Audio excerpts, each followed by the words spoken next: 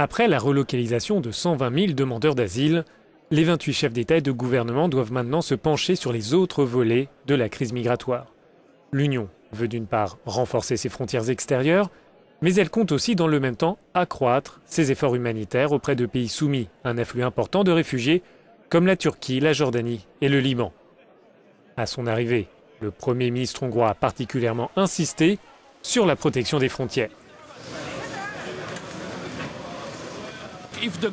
Si les Grecs ne peuvent pas défendre leurs propres frontières, nous devrions demander avec respect, car la Grèce est un pays souverain, de laisser les autres États protéger les frontières grecques. Le ton sécuritaire de cette rencontre avait d'ailleurs été donné un peu plus tôt par le président du Conseil européen lui-même. Pour Donald Tusk, il s'agit de l'un des enjeux majeurs de cette réunion.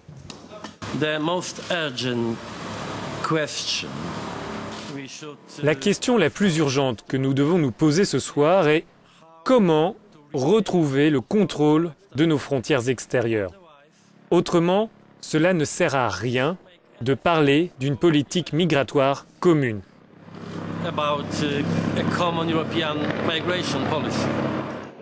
Les 28 pourraient aussi débloquer 1 milliard d'euros pour soutenir les agences de l'ONU.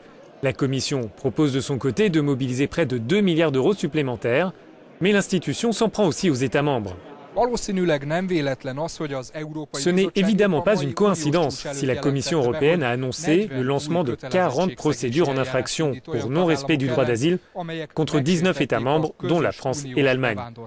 Le message est clair, tous les responsables doivent adopter une position européenne.